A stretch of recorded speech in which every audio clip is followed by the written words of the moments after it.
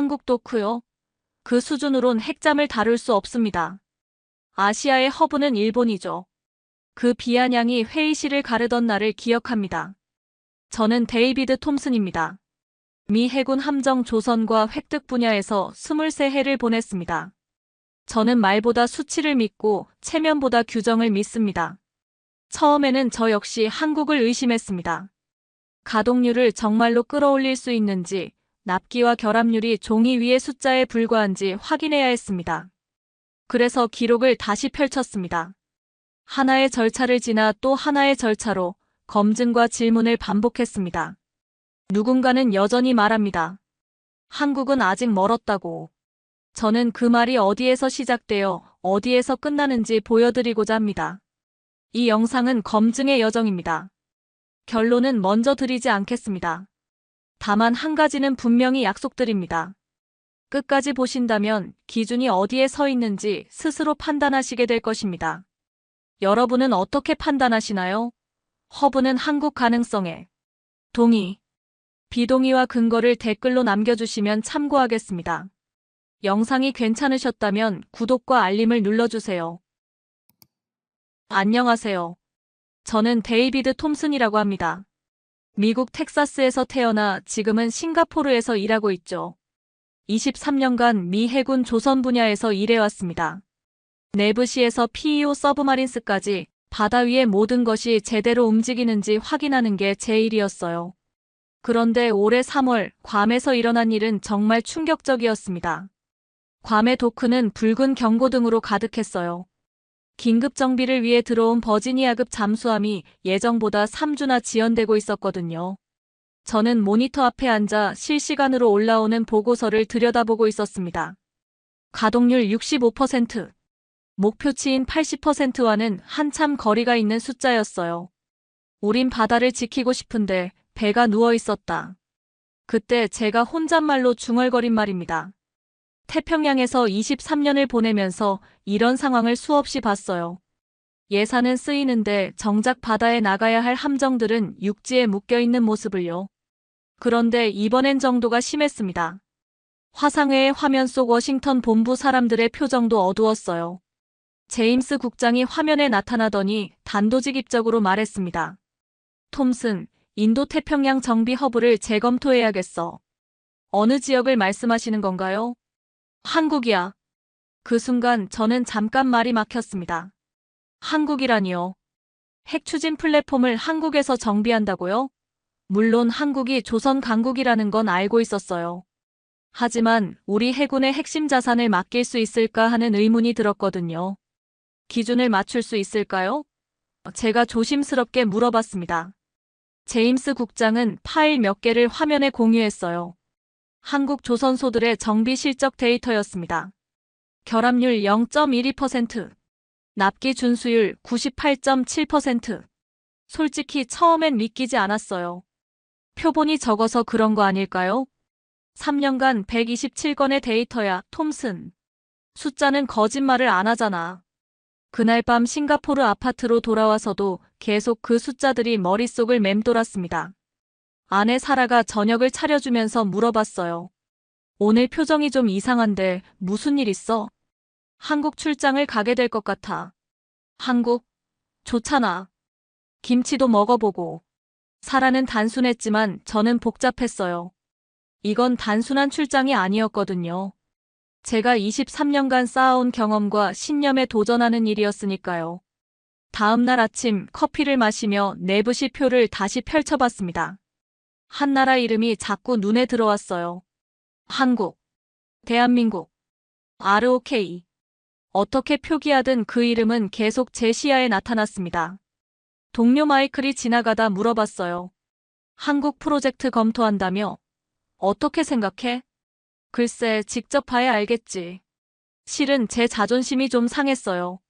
미국이 세계 최강의 해군력을 자랑하는데 정작 정비는 다른 나라에 의존해야 한다니요. 하지만 숫자 앞에서는 감정을 접어둬야 했습니다. 가동률이 생명이거든요. 출국 3일 전 한국에 관한 브리핑 자료를 받았습니다. 현대중공업,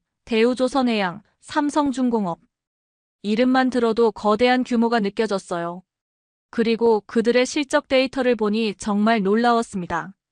이건 내 자존심과 맞서는 출장이 될지 모른다.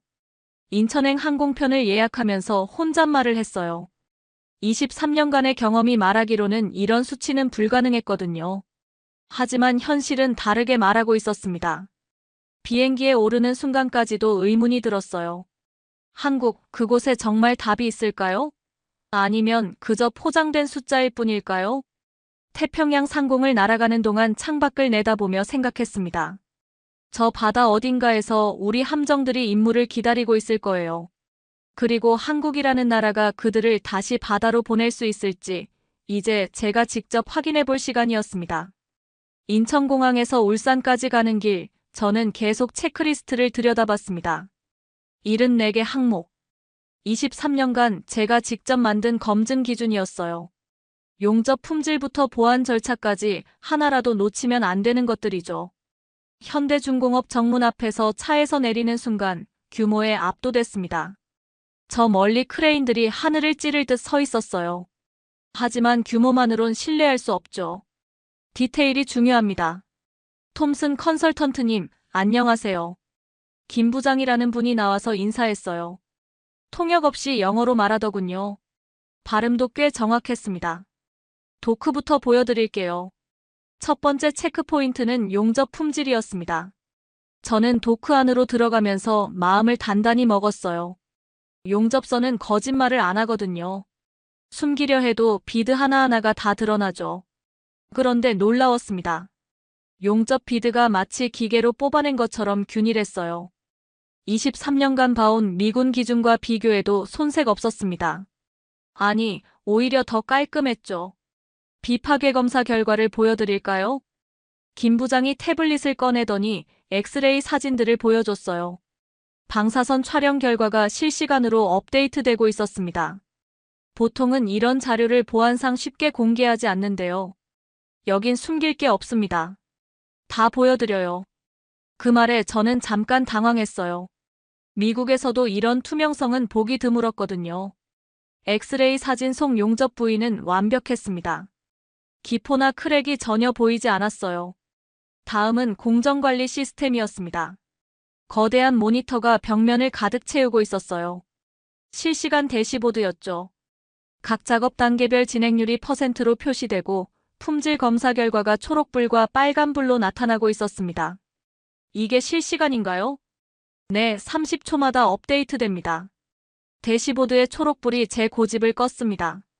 이 정도 시스템이라면 지연이나 품질 문제를 즉시 파악할 수 있겠더군요. 저는 체크리스트에 첫 번째 체크 표시를 했습니다. 보안 구역 진입이 다음 순서였어요. 출입 배지를 봤는데 색깔이 3가지로 나뉘어 있었습니다. 빨간색, 노란색, 초록색. 각각 접근할 수 있는 구역이 달랐어요. 접근 배지의 색 하나까지 이유가 있었다. 제가 중얼거린 말이에요. 미군 기준보다 오히려 더 세분화되어 있었거든요.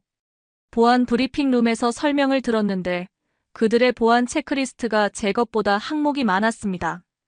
컨설턴트님 기준에 맞지 않는 부분이 있나요?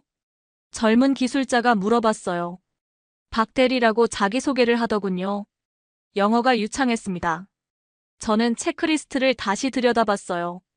용접 품질 적합, 비파괴 검사 절차 적합, 보안 시스템 적합. 하나씩 확인할 때마다 제 편견이 무너져갔습니다. 오후 2시쯤 저는 체크리스트의 70번째 항목까지 확인했습니다. 71개가 적합 판정이었어요. 74개 중 71개. 이런 비율은 처음 봤습니다. 내가 틀렸나? 내가 늦었나? 혼자서 중얼거렸는데 박 대리가 들었나 봅니다. 뭔가 부족한 부분이 있으신가요? 아니요, 오히려 예상보다 훨씬. 말을 잇지 못했어요. 제가 23년간 믿어온 기준들이 흔들리고 있었거든요. 한국의 조선소가 이 정도 수준일 줄은 몰랐습니다. 그때 김 부장이 다가와서 말했어요. 컨설턴트님, 혹시 더 높은 기준이 있다면 맞추겠습니다. 더 높은 기준을요?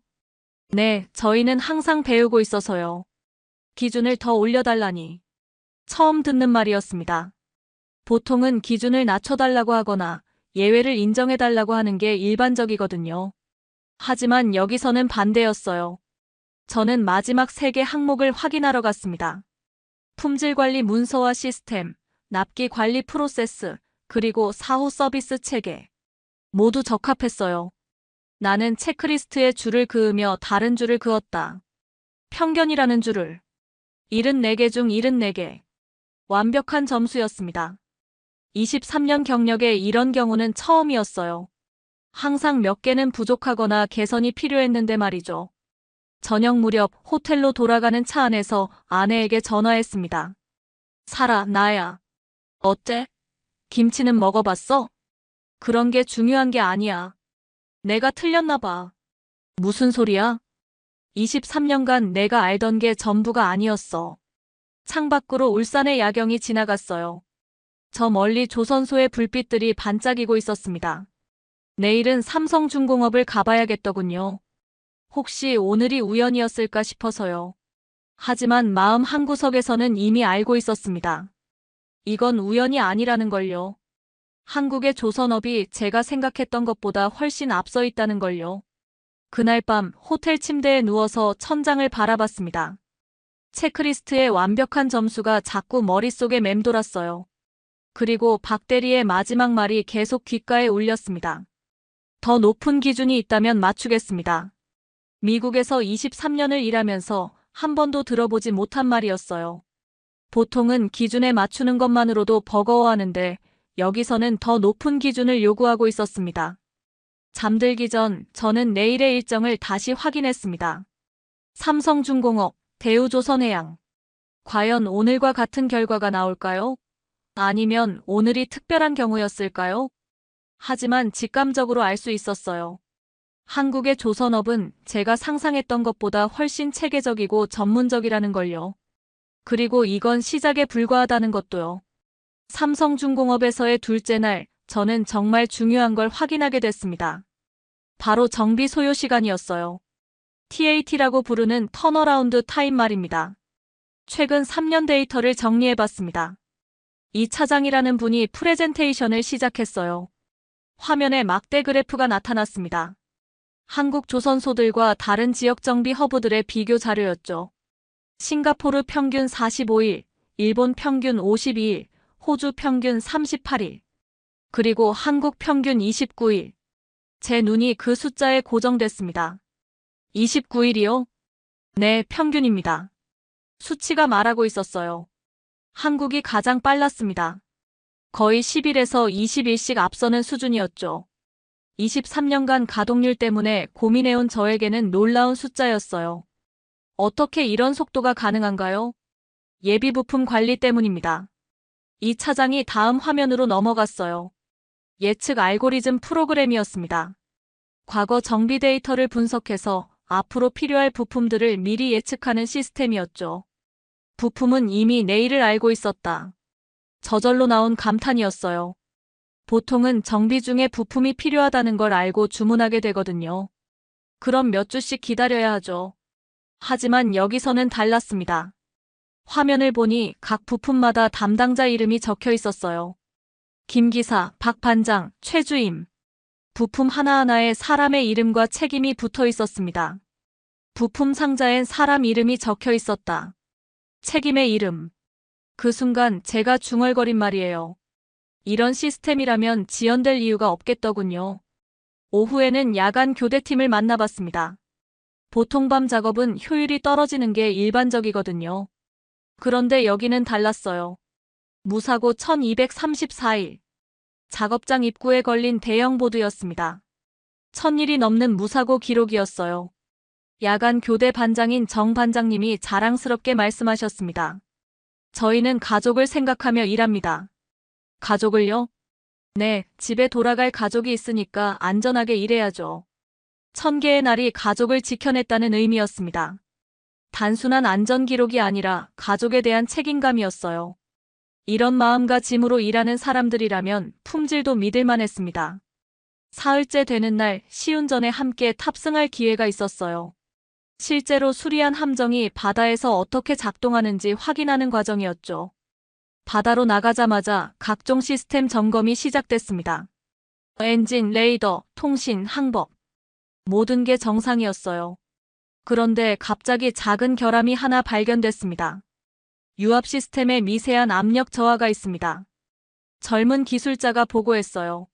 심각한 문제는 아니었지만 정상 범위를 약간 벗어난 수치였죠. 미국에서라면 나중에 육지에서 확인하자고 했을 겁니다. 그런데 여기서는 달랐어요. 바로 조치하겠습니다. 결함은 죄가 아니었습니다. 방치가 죄였어요. 그들은 즉시 임시 수리에 들어갔고 30분 만에 문제를 해결했습니다. 바다는 정직했다. 수리한 대로만 달렸다. 시운전이 끝나고 육지로 돌아오는 길에 저는 확신했어요. 이들의 정비 철학은 미국과 달랐습니다. 더 철저하고 더 책임감 있었어요. 그날 밤 호텔에서 워싱턴에 보낼 보고서를 작성했습니다. 23년간 써온 보고서 중에 가장 어려운 글이었어요. 제 기존 생각을 완전히 뒤집는 내용이었거든요. 우린 허브가 필요했고 한국은 준비되어 있었다. 보고서의 결론 부분에 쓴 문장입니다. 더 이상 의심할 여지가 없었어요. 한국의 조선소들은 미군 정비 허브 역할을 충분히 해낼 수 있었습니다. 시계의 초침이 아니라 공정표가 이곳의 시간이었어요. 모든 게 계획대로 약속된 시간에 이루어지고 있었습니다. 이런 정확성이라면 태평양의 가동률 문제를 해결할 수 있겠더군요. 다음 날 아침 대우조선해양으로 향하면서 생각해봤습니다. 세 번째 조선소에서도 같은 결과가 나올까요? 이미 제 마음속에는 답이 있었어요. 대우조선해양의 정비 책임자인 최 이사를 만났을 때 그분이 첫마디로 이렇게 말했습니다. 컨설턴트님, 저희 기준이 부족하다면 언제든 올려주세요. 또 그 말이었어요. 기준을 올려달라는 말. 미국에서는 상상할 수 없는 자세였습니다. 보통은 기준을 맞추는 것만으로도 힘들어하는데 여기서는 더 높은 기준을 요구하고 있었어요. 왜 그렇게 생각하시나요? 저희가 놓친 부분이 있을 수 있으니까요. 배움에는 끝이 없죠. 배움에는 끝이 없다. 23년 경력의 저에게 한국의 조선소 직원이 해준 말이었습니다. 그 순간 제가 얼마나 오만했는지 깨달았어요. 그날 오후 저는 최종 보고서를 마무리했습니다. 나는 내 서명을 준비했습니다. 한국을 태평양 정비 허브로 추천한다는 서명을요. 23년간의 경험과 편견을 모두 내려놓고 쓴 보고서였어요. 숫자가 증명했고 현실이 말하고 있었습니다. 한국은 준비되어 있었어요. 보고서를 바꾸겠다고 마음먹었습니다. 내 생각부터 바꾸고요. 한국의 조선업은 제가 상상했던 것보다 훨씬 앞서 있었습니다. 이제 미국이 배워야 할 시간이었어요. 마지막 날 저녁, 새 조선소 관계자들과 함께 저녁 식사를 했습니다. 그들은 여전히 겸손했어요. 부족한 점을 지적해달라고, 더 나은 방법이 있다면 가르쳐달라고 했습니다. 그때 저는 깨달았어요. 진정한 강함은 겸손에서 나온다는 걸요. 한국의 조선업이 강한 이유를 알 것 같았습니다. 워싱턴으로 돌아온 저는 곧바로 화상회의에 참석해야 했습니다. 태평양 사령부, 국방부 조달청, 그리고 주요 조선 관련 업계 인사들이 모두 참석했어요. 제 보고서를 검토한 후에 첫 번째 반응을 듣는 자리였습니다. 화면 속 표정들은 단단했습니다. 특히 노퍽 조선소의 스미스 디렉터 얼굴이 그랬어요. 톰슨, 정말로 한국을 추천하는 건가? 네, 그렇습니다. 미국 내 일자리 문제는 어떻게 생각하나? 첫 번째 벽이었습니다. 미국 내 조선소들의 기득권이었죠. 노퍽, 뉴포트 뉴스, 메어 아일랜드. 수십 년간 해군 정비를 독점해온 곳들이었어요. 스미스 디렉터님, 가동률 수치를 보셨나요? 우리는 현재 65%에서 벗어나지 못하고 있습니다. 하지만 보안상 문제가. 한국의 보안 체크리스트는 우리보다 엄격했습니다. 지도엔 선이 많고 바다엔 길이 많다고 생각했어요. 우리가 고집하는 선 하나가 전체 바다를 막을 수는 없었습니다. 두 번째 벽은 일본이었어요. 도쿄의 사토 제독이 화면에 나타나더니 우려를 표했습니다. 한국 조선소 활용이 일미 동맹에 미칠 영향을 고려했나? 어떤 영향을 우려하시는 건가요? 정보 공유, 역할 분담, 그리고 체면의 문제. 일본은 오랫동안 태평양에서 미군 정비를 지원해왔어요. 갑자기 한국이 주역으로 떠오르는 걸 달가워하지 않았죠. 동맹은 누가 더 오래 기다렸는지가 아니라 누가 더 잘 해내는가였습니다. 제가 단호하게 답했어요. 동맹은 배려와 실력의 합이어야 했습니다. 감정적 배려만으로는 태평양을 지킬 수 없었어요. 세 번째 벽이 가장 까다로웠습니다. 핵확산 금지 담당 윌슨 국장이 날카로운 질문을 던졌어요. 핵 추진 플랫폼 주변 지원 시설을 한국에 두는 게 안전한가? 어떤 우려사항이 있으신지요? 기술 유출, 핵물질 접근, 민감한 설계 정보 노출. 질문은 날카로웠고 답은 길어야 했습니다. 저는 준비해온 자료를 화면에 띄웠어요. 한국은 이미 원자력 발전소 20기를 안전하게 운영하고 있습니다. 국제원자력기구 IAEA의 감시하에 30년간 무사고 기록을 유지했죠. 하지만 핵 추진은 다르지 않나? 맞습니다. 하지만 우리가 제안하는 건 핵 추진부 정비가 아닙니다. 재래식 시스템 정비예요. 추진부는 여전히 미국에서 담당합니다. 윌슨 국장의 표정이 조금 누그러졌어요. 제가 계속 설명했습니다. 비확산은 원칙이고 우리는 그 원칙을 존중했습니다. 한국 제안은 그 원칙 안에서 가동률을 높이는 방안이에요. 정책은 감정이 아니라 근거 위에 서야 했습니다. 저는 3일간 한국에서 수집한 모든 데이터를 제시했어요. 품질 지표, 보안 체계, 납기 준수율, 가격 경쟁력. 30분간 이어진 질의응답이 끝나갈 무렵 제임스 국장이 입을 열었습니다. 톰슨, 리스크는 없나? 없다고 할 수는 없습니다. 하지만 관리 가능한 수준입니다. 근거는? 저는 마지막 카드를 꺼냈어요. 한국 조선소들의 글로벌 프로젝트 실적이었습니다. 한국은 이미 영국 해군의 차세대 구축함 정비를 담당하고 있습니다. 호주 해군의 잠수함 부품 공급도 하고 있고요. 우리만 고민하는 게 아니에요. 회의실이 조용해졌어요.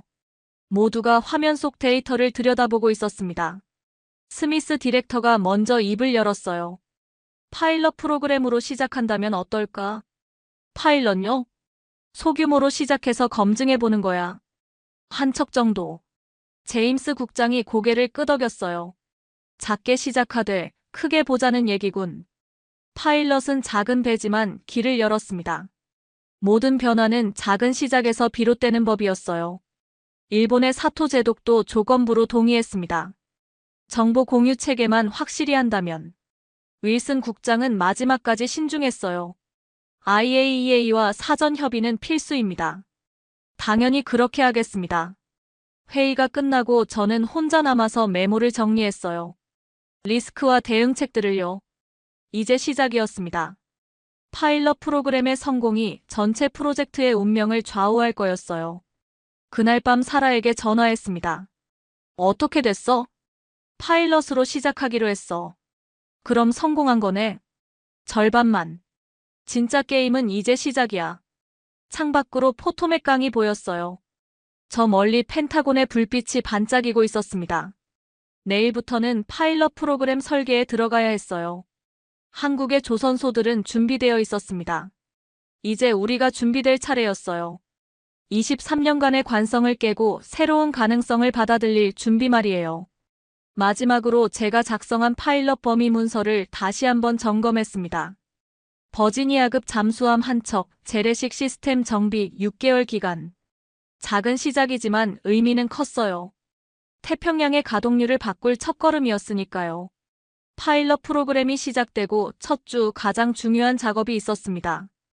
바로 미국 규격과 한국 표준을 맞추는 일이었어요.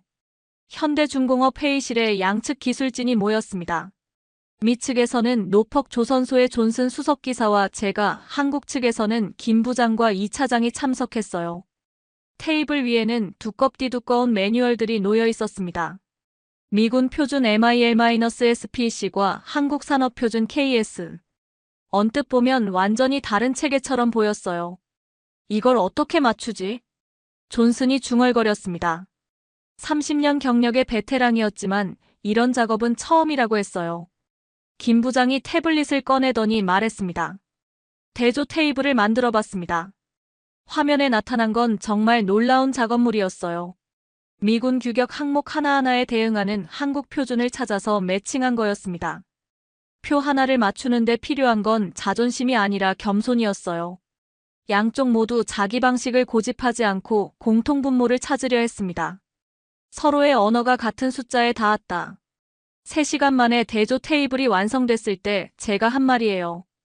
용접 온도, 압력 테스트, 재료 강도. 표기법은 달랐지만 본질은 같았습니다. 이튿날부터 본격적인 합동 작업이 시작됐어요. 미측 품질 담당 3명, 한국 생산 담당 5명, 해군 운용 담당 2명으로 혼합팀을 만들었습니다. 첫날 밤 야간 점검을 함께 했는데요. 처음엔 서로 어색했어요. 언어도 다르고 작업 방식도 달랐거든요. 하지만 공구를 함께 다루기 시작하면서 분위기가 바뀌었습니다. 공구의 금속 냄새가 팀워크의 냄새로 바뀌었어요. 밤은 짧았고 어깨는 가까웠다. 그날 밤 제가 일기에 쓴 말입니다. 말은 통하지 않아도 몸짓과 시선으로 소통했어요. 숙련된 기술자들의 공통 언어가 있었습니다. 사흘째 되는 날 예상치 못한 일이 벌어졌어요. 시스템 점검 중에 결함 17건이 발견된 거였습니다. 보통이라면 하루 이틀은 걸릴 일이었어요. 그런데 혼합팀의 대응이 달랐습니다. 당일 조치 가능한가? 존슨이 물어봤어요. 해보겠습니다. 한국 측 팀장인 박 과장이 답했습니다. 그러더니 즉시 재발 방지 루프를 가동했어요. 한 건씩 수리할 때마다 왜 발생했는지, 어떻게 예방할 수 있는지 기록했습니다. 17개의 빨간 점이 초록으로 바뀌었어요. 단 8시간 만이었습니다. 존슨의 얼굴에 경이로운 표정이 떠올랐어요. 수리는 속도가 아니라 약속이었다. 그날 저녁 존슨이 한 말입니다. 한국 팀이 보여준 건 빠른 수리가 아니라 확실한 약속이었다고 했어요. 그런데 다음 날 아침 정말 놀라운 일이 있었습니다. 제 책상 위에 작은 쪽지가 놓여 있었어요. 혹시라도 부족하면 내게 욕해주세요. 마이너스 익명의 기술자들임. 익명이었지만 정성스럽게 쓴 한글이었어요. 구글 번역기로 영어까지 적어놨더군요. 욕을 받겠다는 말, 그건 책임의 다른 이름이었다. 그 쪽지를 보는 순간 가슴이 뭉클했어요. 실수에 대한 두려움이 아니라 더 잘하겠다는 의지를 느꼈거든요. 일주일 후 존슨이 저를 찾아와서 말했습니다. 톰슨, 이 팀을 믿겠다. 갑자기 무슨 말이에요? 30년간 일하면서 이런 팀은 처음이야. 우리가 틀렸을지도 모르겠어. 뭘 틀렸다는 거죠? 한국을 의심했던 게. 믿겠다는 말은 전쟁터에서 가장 귀한 말이었어요. 베테랑 정비사의 입에서 나온 그 말이 모든 걸 바꿨습니다. 그날 밤 저는 워싱턴에 중간 보고서를 보냈어요. 파일럿 프로그램 진행 상황과 초기 성과를 담은 보고서였습니다. 나는 이 밤을 보고서에 어떻게 적을까 고민했다. 숫자로는 표현할 수 없는 변화들이 있었거든요. 신뢰, 협력, 상호 존중. 이런 것들은 수치로 나타낼 수 없었습니다. 하지만 결과는 확실했어요. 예정보다 3일 빠른 진행률, 결함 제로의 품질 지표, 그리고 무엇보다 양측 팀원들의 만족도였습니다. 이틀 후 워싱턴에서 답장이 왔어요. 제임스 국장의 메시지였습니다. 파일럿을 확대하자. 두 척으로. 작은 기적이 더 큰 기적을 불러온 순간이었어요. 한국과 미국의 기술자들이 함께 만들어낸 성과가 인정받은 거였습니다. 그날 저녁 혼합팀 전체가 모여서 간단한 회식을 했어요. 한국식 삼겹살에 미국식 맥주를 곁들인 특별한 저녁이었습니다. 존슨이 건배사를 제안했어요. 다른 나라 사람들이지만 같은 바다를 지키는 동료들에게. 모두가 잔을 들었습니다. 국경을 넘어선 팀워크였어요. 이런 팀이라면 태평양 어디서든 임무를 완수할 수 있을 것 같았습니다. 파일럿은 성공했습니다. 하지만 더 중요한 건 과정에서 생긴 신뢰였어요. 이제 정말로 새로운 시대가 시작되는 것 같았습니다. 파일럿 프로그램이 순조롭게 진행되던 3주째 예상치 못한 위기가 닥쳤습니다. 핵심 부품 하나가 제때 도착하지 않은 거예요. 유압 펌프 어셈블리가 지연됩니다. 김 부장이 심각한 표정으로 보고했어요. 독일에서 주문한 부품인데 물류 차질로 2주가 늦어진다고 했습니다. 한 개의 볼트가 전체를 멈추게 할 수 있다. 저는 그때 이 말을 중얼거렸어요. 작전은 정시에 출항하는 배의 다른 이름이었거든요. 2주 지연이면 전체 일정이 틀어집니다. 더 심각한 건 언론의 반응이었어요. 누군가 정보를 흘렸는지 다음 날부터 루머가 돌기 시작했습니다. 한국 조선소 파일럿 프로그램 차질. 미군 함정 정비 지연 안보 우려. 성급한 한국 의존, 부작용 현실화. 루머는 나사를 더 세게 조였어요. 워싱턴에서 압박이 들어오기 시작했습니다. 스미스 디렉터가 긴급 화상회의를 요청했어요. 톰슨, 상황이 어떻게 된 거야? 부품 공급망 문제입니다. 예상치 못한 변수였어요. 언론에서 난리잖아. 이런 식으로 가면 파일럿 자체가 취소될 수도 있어. 정치보다 강한 것은 체크리스트여야 했는데 현실은 달랐습니다. 정치적 압박이 기술적 판단을 흔들고 있었어요. 그날 오후 한국 측에서 긴급 회의를 소집했습니다. 현대중공업, 삼성중공업, 대우조선해양 관계자들이 모두 참석했어요. 대체 조달 방안을 검토해봤습니다. 이 차장이 자료를 펼쳐 보였어요. 한국 내 협력업체 네트워크에서 동일 규격 부품을 찾았다는 거였습니다. 정말 같은 규격인가요? 인증서를 확인해 보세요. 화면에 뜬 인증서들을 보니 놀라웠어요.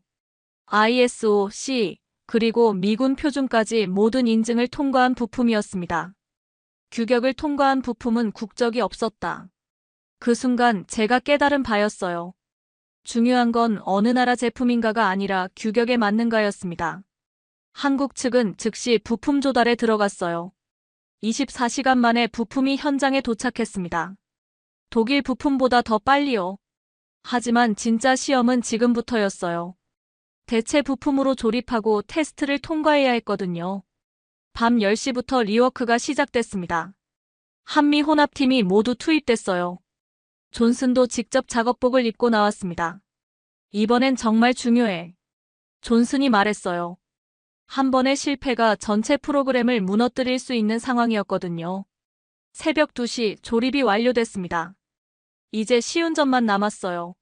하지만 바다는 새벽 5시가 되어야 잔잔해진다고 했습니다.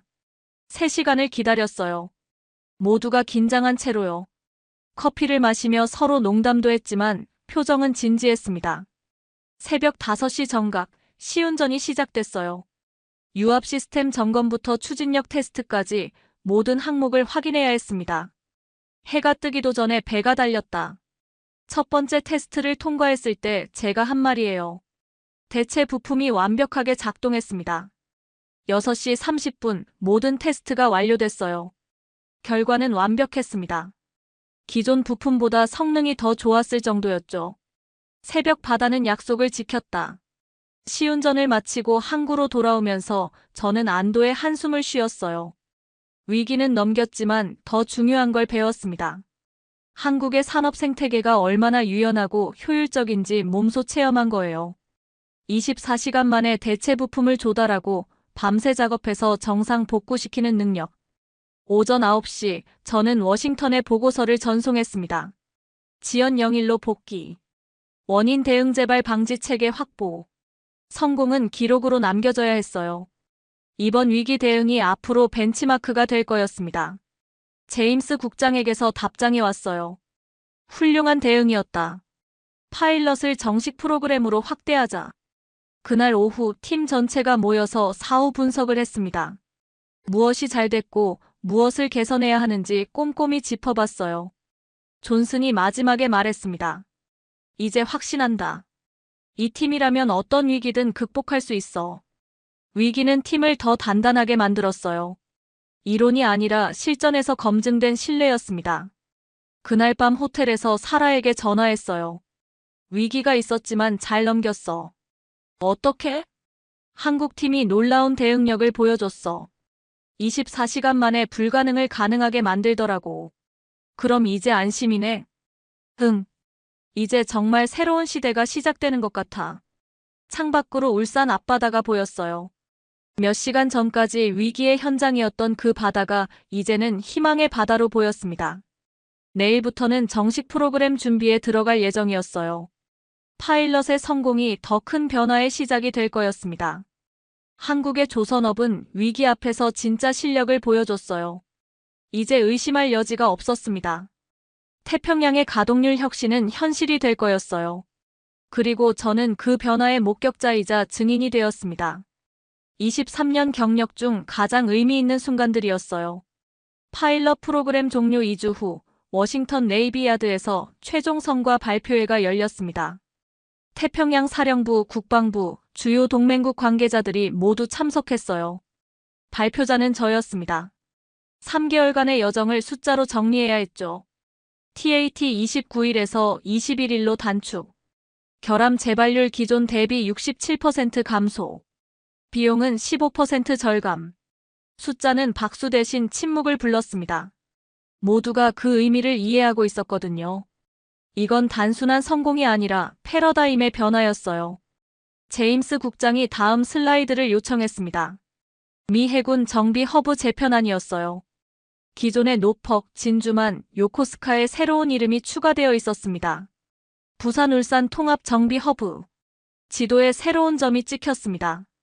한국이 공식적으로 미 해군 태평양 함대의 정비 허브로 인정받은 순간이었어요. 회의실 뒤쪽에 앉아있던 일본 해상자위대의 사토 제독이 손을 들었습니다.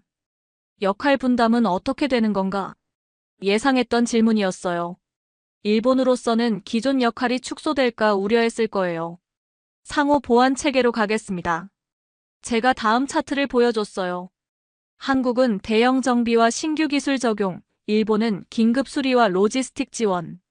각자의 강점을 살리는 분담이었습니다. 동맹은 경쟁이 아니라 설계였다. 사토 제독의 표정이 누그러졌어요. 제로섬 게임이 아니라 위닝 구조라는 걸 이해한 거죠. 발표가 끝나고 질의응답 시간이 있었습니다. 노퍽 조선소의 스미스 디렉터가 마지막 질문을 했어요. 톰슨, 정말로 확신하는가? 한국 중심의 재편을? 모든 시선이 저에게 집중됐습니다. 23년 경력을 건 답변이었어요. 가동률을 위해 최선의 선택을 하자는 게 제 생각입니다. 나는 내 이름을 걸었습니다. 개인적 확신이 아니라 전문가적 판단이라는 뜻이었어요. 회의가 끝나고 로비에서 여러 사람들이 다가와 악수를 청했습니다. 호주 해군의 윌슨 제독, 영국 해군의 테일러 대령. 모두가 한국과의 협력에 관심을 보였어요. 허브는 건물이 아니라 신뢰였다. 그날 밤 호텔에서 일기에 쓴 말입니다. 한국이 얻은 건 단순한 계약이 아니라 동맹국들의 신뢰였어요. 다음 날 한국으로 돌아와서 마지막 정리 작업을 했습니다. 현대중공업 회의실에서 3개월을 함께한 팀들이 모였어요. 김 부장이 소박한 기념품을 준비했더군요. 작은 나침반이었어요. 바다에서 길을 잃지 않으시길. 그 말이 가슴에 와닿았습니다. 한국 팀이 보여준 건 기술이나 효율성만이 아니었어요. 진정성이었습니다. 존슨도 소감을 말했어요. 30년 일하면서 이런 팀은 처음이었어. 고마워. 한 점이 바다를 바꾸었습니다. 태평양 지도 위에 작은 점 하나가 전체 전략을 바꿔놓은 거예요. 마지막 날 저녁 팀 전체가 모여서 조용한 기념사진을 찍었습니다. 화려한 세리머니는 없었어요. 그저 함께 일한 사람들의 평범한 기념사진이었죠. 플래시가 터지자 밤들이 떠올랐습니다. 함께 밤새며 일했던 기억들이요. 그 밤들이 오늘의 성과를 만들었어요. 사진 속에서 모두가 웃고 있었습니다. 한국 사람도 미국 사람도. 국적이 다른 사람들이 한 팀이 되어 웃고 있었어요. 난 미군이었고 오늘은 한 팀이었다. 그날 밤 마지막으로 적은 일기였어요. 소속은 바뀌지 않았지만 마음은 달라졌습니다. 일주일 후 워싱턴으로 돌아가는 비행기 안에서 태평양을 내려다봤습니다. 저 바다 어딘가에서 앞으로는 한국에서 정비받은 함정들이 임무를 수행할 거예요. 가동률 80%. 이제 달성 가능한 목표가 되었습니다. 한국이라는 새로운 파트너와 함께라면 말이에요. 싱가포르에 도착해서 사라가 마중 나와 있었어요. 어떻게 됐어? 성공했어. 완전히. 그럼 이제 태평양이 더 안전해지는 거네. 그렇지. 그리고 우리는 새로운 친구들을 얻었어. 집으로 가는 차 안에서 저는 생각했습니다. 이 변화가 가져올 더 큰 의미들을요. 동맹의 형태가 바뀌고 신뢰의 기준이 새로워지고 협력의 범위가 확장되는 것들. 경쟁은 사라지지 않습니다. 다만 역할이 바뀔 뿐이에요. 한국은 이제 단순한 파트너가 아니라 핵심 플레이어가 되었습니다. 그날 밤 제가 마지막으로 쓴 보고서의 결론 부분입니다. 한국의 참여로 태평양 안보 체계가 한 단계 진화했다. 이는 기술의 승리이자 신뢰의 승리다. 3개월 전만 해도 상상할 수 없었던 변화였어요. 하지만 현실이 되었습니다. 숫자가 증명했고 사람들이 인정했어요. 이제 정말로 새로운 시대가 시작되었습니다. 한국이 태평양의 중심에 서는 시대일까요? 저는 그 역사적 순간의 목격자가 되었고 작은 역할을 했습니다. 23년 경력 중 가장 보람있는 일이었어요. 태평양은 이제 더 안전해질 겁니다. 한국이라는 든든한 파트너와 함께라면요. 한국에서의 마지막 주말 뜻밖의 초대를 받았습니다. 현장 기술자들의 가족 모임이었어요. 김 부장님이 조심스럽게 제안했거든요. 컨설턴트님, 시간 되시면 저희 가족들과 식사 한번 하실래요? 작은 식당에서 열린 소박한 모임이었습니다. 박 과장님 가족, 최 반장님 가족, 그리고 젊은 기술자 이씨 가족까지. 총 15명 정도였어요. 아이들이 많았습니다. 초등학생부터 고등학생까지. 아빠가 어떤 일을 하는지 궁금해하는 눈빛들이었어요. 아저씨, 우리 아빠가 배 고치는 거 맞아요? 최 반장님의 막내딸이 물어봤습니다. 8살 정도 되어 보이는 아이였어요. 맞아. 아빠가 배를 고쳐서 바다가 더 안전해져. 그럼 아빠가 영웅이네. 가족 사진 속에 바다가 있었습니다. 아이들 미소 뒤로 아버지들의 자부심이 보였어요. 감동은 숫자 다음에 오는 것이었습니다. 다음 날 부산공대에서 특별 강연을 요청받았어요. 조선해양공학과 학생들에게 국제 프로젝트 경험을 나누어 달라는 거였습니다. 강당에 100여 명의 학생들이 앉아 있었어요. 20대 초반의 열정적인 얼굴들이었습니다. 규격은 생명을 지킨다. 제가 첫마디로 한 말이에요. 학생들의 표정이 진지해졌습니다. 여러분이 외우고 있는 수치 하나하나가 바다 위 누군가의 생명을 좌우합니다. 그래서 정확해야 하고 그래서 중요한 거예요. 한 학생이 손을 들었어요. 현장에서 가장 중요한 건 뭔가요? 규격을 외운다. 그러나 더 중요한 건 이유를 아는 것이다. 학생들이 메모하는 소리가 들렸어요. 젊은이들의 눈빛에서 미래가 보였습니다. 오후에는 협력업체 단지를 둘러봤어요. 대형 조선소 주변의 중소기업들이었습니다. 정밀 가공, 특수용접, 전자시스템. 각자의 전문 분야에서 최고 수준이었어요. 중소기업 사장 한 분이 말씀하셨습니다. 덕분에 일자리가 늘었어요. 젊은 친구들이 돌아오고 있어. 산업은 사람의 어깨 위에 세워졌습니다. 기술은 차갑지만 사람은 따뜻했어요. 하청이 아니라 동맹이었습니다. 마지막 날 장기 계약 논의가 있었습니다. 10년간의 포괄적 협력 계약이었어요. 단순한 정비뿐만 아니라 기술 교류, 인력 교환, 표준 개발까지 포함한 내용이었습니다. 투명성을 보장하겠습니다. 한국 측 대표가 강조한 말이었어요. 모든 공정을 공개하고 품질 데이터를 실시간으로 공유하겠다는 약속이었습니다. 상호 교육 프로그램도 만들어보죠. 제가 제안했어요. 한국 기술자들이 미국에서 배우고 미국 기술자들이 한국에서 배우는 시스템이었습니다. 우린 더 오래, 더 투명하게 함께할 것이었습니다. 일회성 프로젝트가 아니라 지속적 파트너십이었어요. 그날 밤 호텔에서 마지막 정리를 했습니다. 수천 마지막 페이지에 소감을 적었어요. 여긴 허브가 아니라 기준이었다. 한국이 제공한 건 단순한 정비 서비스가 아니었어요. 새로운 기준이었습니다. 품질의 기준, 투명성의 기준, 협력의 기준. 다음 세대가 이 표준을 당연하게 만들기를 바랐어요. 아이들이 자라서 원래 이렇게 하는 거 아니야? 라고 말할 수 있을 만큼요. 공항으로 가는 길에 김 부장님이 작별 인사를 했습니다. 언제든 돌아오세요. 여기는 컨설턴트님 집이기도 하니까. 집이라는 말이 마음에 와닿았어요. 3개월 만에 만든 새로운 가족이었습니다. 비행기에서 내려다본 한반도는 아름다웠어요. 저 땅에서 태평양의 미래가 만들어지고 있었습니다. 싱가포르에 도착해서 사라가 물어봤어요. 이제 정말 끝난 거야? 끝이 아니라 시작이야. 무슨 시작? 새로운 시대의 시작. 기준이 있는 곳엔 미래가 있었습니다. 한국은 그 기준을 제시했고 세계는 그것을 인정했어요. 몇 달 후 첫 번째 정식 정비 프로젝트가 시작됐다는 소식을 들었습니다. 한국에서 정비받은 함정이 임무를 완수하고 돌아왔다는 보고도 받았어요. 가동률은 85%까지 올랐습니다.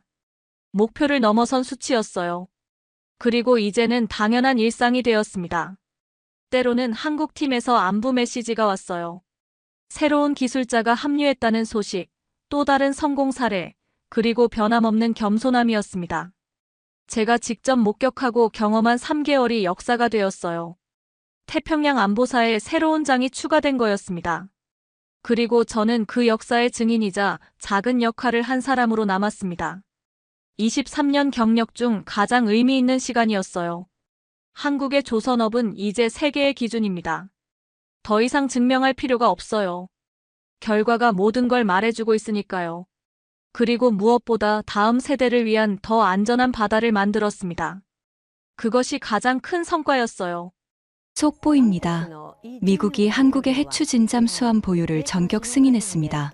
일본은 제외됐습니다. 한국이 핵잠수함 보유 승인을 받았다고요? 그 조선소나 잘하는 나라가 이젠 핵추진까지 한다고요? 진짜 미국이 왜 이런 결정을 내린 거죠? 우린 수십 년을 충성했는데 트럼프는 그 기회를 일본이 아닌 한국에게 줬습니다. 이건 단순한 기술 문제가 아닙니다. 지금 뭔가 우리가 모르는 계산이 벌어지고 있습니다. 지금 이 영상을 어디에서 보고 계신가요? 당신의 지역과 생각을 댓글로 남겨주세요. 그리고 이건 시작에 불과합니다. 앞으로 무슨 일이 벌어질지 궁금하시다면 지금 구독해두세요. 안녕하세요. 저는 다카하시 켄이라고 합니다. 서울에 온 지 벌써 2년이 되었네요. 일본 외무성에서 파견된 외교관으로 용산구에 있는 일본 대사관에서 한일 안보 협력 업무를 담당하고 있습니다. 매일 아침 9시에 출근해서 각종 정책 분석 보고서를 작성하고 양국 간 통상 협의안을 검토하는 게 제 일상이었죠. 그런데 2025년 11월 어느 월요일 아침, 평소와는 완전히 다른 하루가 시작되었습니다. 켄 씨, 이거 봤어요? 사무실 문을 열고 들어서는 순간 동료 야마다가 급하게 다가왔습니다. 그의 얼굴에는 당황스러움이 역력했죠. 손에 든 태블릿 화면을 보여주더군요. 트럼프 대통령, 한국 핵잠수함 보유 승인, 아시아 균형 재편 신호탄, 뉴스 헤드라인이 눈에 박혔습니다. 저는 무의식적으로 안경을 벗어 렌즈를 닫기 시작했어요. 뭔가 잘못 본 것 같았거든요. 핵잠수함이요? 한국에게요? 제가 중얼거리자 야마다가 고개를 끄덕였습니다. 그러면서 아래쪽 기사도 가리켰죠. 일본 정부 관계자, 사전 협의 없었다며 당혹감 표시. 가슴이 답답해지기 시작했습니다. 우리 일본은 수십 년간 미국과 동맹 관계를 유지해왔는데 한국이 우리보다 먼저 핵잠수함 보유 승인을 받았다는 게 믿어지지 않았어요. 스기모토 참사관님은 뭐라고 하셨나요? 아직 아무 말씀 안 하셨는데. 표정이. 야마다가 말을 흐리며 복도 끝을 바라봤습니다. 참사관실 문이 굳게 닫혀 있었어요. 평소 열려있던 문이 닫혀 있다는 건 상황이 심각하다는 뜻이었죠. 사무실 분위기가 순식간에 무거워졌습니다. 다른 직원들도 하나둘씩 모니터 앞에 모여 뉴스를 확인하고 있었어요. 누군가는 작은 목소리로 전화 통화를 하고 있었고, 또 누군가는 계속 세로 고침을 누르며 추가 보도를 찾고 있었습니다. 저는 제 자리로 돌아가 컴퓨터를 켰습니다. 평소라면 정해진 루틴대로 업무를 시작했겠지만 오늘은 달랐어요. 손가락이 떨려서 키보드를 제대로 칠 수가 없었거든요. 사실 저는 도쿄대학에서 국제관계학을 전공했고 외무성에 입성한 후 15년간 한미일 삼각안보 체제의 중요성을 믿어왔습니다. 일본이 아시아에서 미국의 가장 신뢰받는 파트너라고 생각했죠. 그런데 이번 일은 그 믿음을 송두리째 흔들어 놓았어요. 이게 현실이야? 나도 모르게 혼잣말이 새어나왔습니다. 그런데 더 충격적인 건 한국 언론의 반응이었어요. CNN이나 BBC 같은 외신들은 비교적 담담하게 보도하고 있었는데 한국 뉴스들은 완전히 다른 분위기였거든요. 한국 핵잠 시대 개막, 자주국방 새 전환점, 아시아 해양 안보 판도 변화 예고, 마치 이미 예상하고 있었던 것처럼 준비된 분석과 전망들이 쏟아져 나오고 있었어요. 반면 일본 언론들은 당혹감을 숨기지 못하고 있었죠. 점심시간이 되어서야 스기모토 참사관님이 사무실에서 나오셨습니다. 평소 단정했던 넥타이가 살짝 비뚤어져 있었어요. 그분이 그런 모습을 보인 건 처음이었죠. 모두 회의실로 모이세요. 참사관님의 목소리에는 평소의 여유로움이 사라져 있었습니다. 우리는 조용히 회의실로 향했어요. 여러분도 이미 뉴스를 보셨을 텐데. 참사관님이 말을 시작하려다 잠깐 멈추셨습니다. 그리고는 깊은 한숨을 내쉬더군요. 도쿄에서는 긴급 대책 회의가 열리고 있습니다. 우리도 상황 파악에 집중해야겠어요. 그 순간 저는 이상한 감정을 느꼈습니다. 분노와 당황스러움이 섞인 복잡한 기분이었죠. 그런데 그와 동시에 궁금증도 생겼어요. 어떻게 한국이 이런 승인을 받을 수 있었을까? 우리가 모르는 뭔가가 있는 건 아닐까? 회의가 끝나고 제 자리로 돌아왔을 때 창밖으로 보이는 서울 시내 풍경이 평소와 다르게 느껴졌습니다. 2년 동안 매일 보던 그 거리가 갑자기 낯설어 보였어요. 어쩌면 제가 한국에 대해 정말 아무것도 모르고 있었던 건 아닐까요? 그 뉴스가 터진 지 사흘 후 더 충격적인 사실이 드러났습니다. 켄 씨, 이거 아셨어요? 야마다가 또다시 급하게 제 책상으로 달려왔어요. 이번에는 일본 언론 기사를 들고 있었죠. 일본 정부, 2년 전부터 오커스 가입 타진, 미국 측 거부 의사 표명.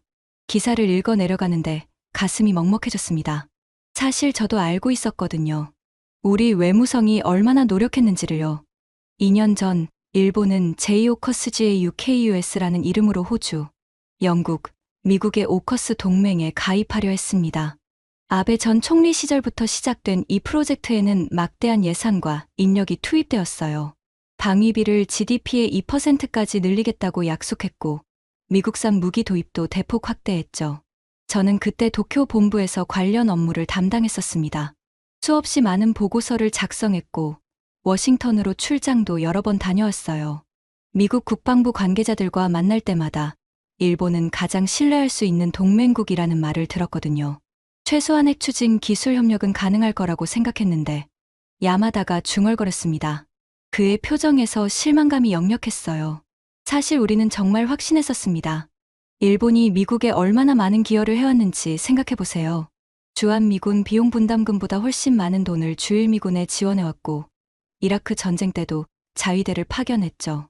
트럼프 대통령이 골프를 좋아한다니까 아베 총리는 황금 골프채까지 선물했었어요. 그런데 결과는 어땠나요?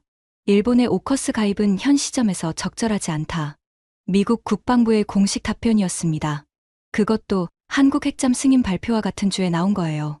저는 그날 밤 늦게까지 보고서를 작성해야 했습니다. 도쿄 본부에서 긴급히 상황 분석을 요청했거든요. 한국 핵잠 승인과 일본 오커스 가입 거부의 상관관계 분석. 제목부터 쓰고 나니 기분이 묘했어요. 마치 우리가 경쟁에서 진 것 같은 느낌이었거든요. 보고서에는 객관적인 분석을 담아야 했지만 속마음은 완전히 달랐습니다. 왜 한국인가? 계속 같은 생각이 머릿속을 맴돌았어요. 한국의 방위비는 일본의 절반 수준이고 미군 주둔 역사도 우리가 더 길죠. 그런데 왜 한국에게만 핵 추진 기술을 허용하는 건가요? 다음 날 아침 사무실 분위기는 더욱 침울했습니다. 일본 언론들이 일제히 이 상황을 외교적 굴욕이라고 표현하기 시작했거든요. 미국이 일본을 2등 동맹국으로 격화시켰다. 한국에 추월당한 일미 관계의 위기. 언론들의 반응은 점점 격해지고 있었어요. 심지어 일부 정치인들은 미국의 배신이라고까지 표현했죠.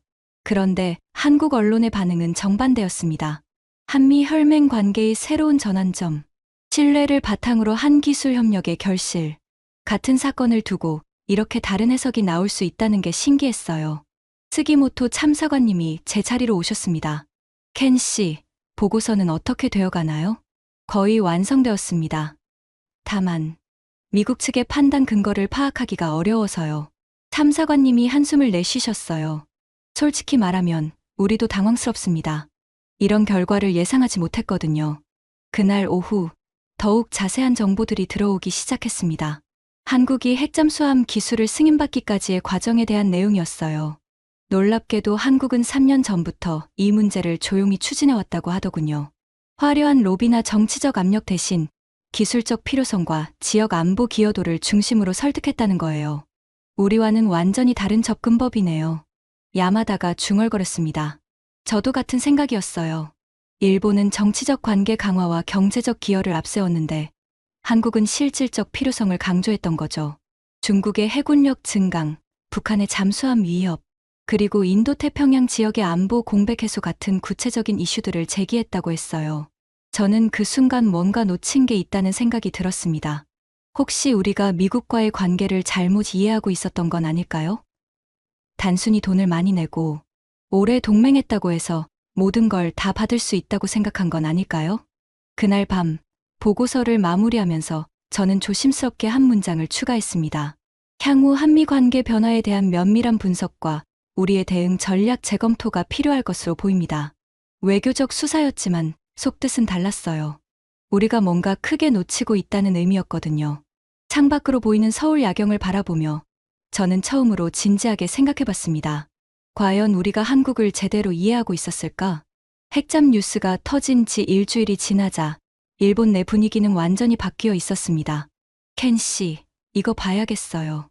야마다가 아침 일찍부터 여러 신문들을 들고 제 책상으로 왔어요. 니혼게이자이, 산케이 신문, 요미우리. 모든 신문이 비슷한 논조였죠. 한국 핵잠, 핵무기 개발의 전 단계인가? IAEA 긴급 감시 체계 도입 필요. 핵확산 금지 조약 위반 가능성 검토해야. 제목들만 봐도 심상치 않았어요. 핵추진 잠수함과 핵무기는 전혀 다른 개념인데 마치 한국이 당장 핵무기를 만들 것처럼 보도하고 있었거든요. 산케이 신문의 사설이 특히 인상적이었습니다. 한국의 핵잠 보유는 동북아 균형을 깨뜨리는 위험한 발상이다. 미국은 이번 결정을 재고해야 하며 국제원자력기구는 즉시 감시 체계를 가동해야 한다. 저는 그 사설을 읽으며 고개를 끄덕이고 있었어요. 솔직히 말하면 그들의 우려가 이해되었거든요. 맞는 말이에요. 핵추진 기술이 있으면 핵무기 제조도 가능하죠. 야마다가 제 생각을 읽은 듯 말했습니다. 그렇죠. 기술적으로는 충분히 가능한 일이에요. 우리는 그렇게 대화하며 한국에 대한 경계심을 키워가고 있었어요. 언론의 논조가 우리 생각을 지배하기 시작한 거죠. 그날 오후 스기모토 참사관님이 긴급 회의를 소집했습니다. 여러분도 아시겠지만 도쿄에서 지시가 내려왔습니다. 참사관님의 표정이 평소보다 경직되어 있었어요. 한국과의 군사정보 공유협정 재검토, 그리고 모든 안보 관련 협의는 잠정 중단입니다. 회의시에 무거운 침묵이 흘렀어요. 지난 2년간 정기적으로 진행해왔던 한국 국방부와의 협의들이 모두 중단된다는 뜻이었거든요. 혹시 한국 측에서 연락이 오면 어떻게 대응해야 할까요? 동료 중 한 명이 조심스럽게 물었습니다. 공식적인 입장 외에는 아무것도 말하지 마세요. 개인적인 의견 교환도 자제하고요. 참사관님의 답변은 단호했어요. 바로 그 순간 제 휴대폰이 울렸습니다. 한국 국방부 국제군사협력실의 이재훈 대령이었어요. 지난 6개월간 정기 협의를 함께 진행해온 파트너였죠. 다카하시 씨, 다음 주 예정된 회의 건으로 연락드렸는데요. 이 대령의 목소리는 평소와 다름없이 정중했어요. 하지만 저는 이상하게 불편함을 느꼈습니다. 죄송합니다만 일정상 어려울 것 같습니다. 거짓말이었어요. 일정은 충분히 비어 있었거든요. 하지만 지금 한국군 관계자와 만나는 건 적절하지 않다는 생각이 들었습니다. 그렇다면 언제쯤 가능하실까요? 확실하지 않습니다. 추후 연락드리겠습니다. 전화를 끊고 나니 묘한 기분이 들었어요. 6개월 전만 해도 이대령과는 꽤 좋은 관계였거든요. 군인답게 무뚝뚝하지만 성실하고 신뢰할 만한 사람이라고 생각했었어요. 그런데 지금은 왜 그가 불편하게 느껴지는 걸까요? 다음 날, 더욱 자극적인 기사들이 쏟아져 나왔습니다. 한국, 핵잠 기술로 핵무기 개발 시나리오. 중국 견제용이라지만 실제 목표는 다를 수도. 기사들을 읽을수록 한국에 대한 의심이 커졌어요. 정말 한국이 핵무기를 만들려는 건 아닐까요? 북한의 핵 위협에 대응한다는 명분으로 핵무장을 추진하는 건 아닐까요? 켄 씨는 어떻게 생각하세요? 야마다가 물었습니다. 글쎄요. 가능성을 완전히 배제할 수는 없을 것 같아요. 저는 조심스럽게 답했어요. 하지만 속으로는 확신하고 있었죠. 한국이 뭔가 숨기고 있다고요.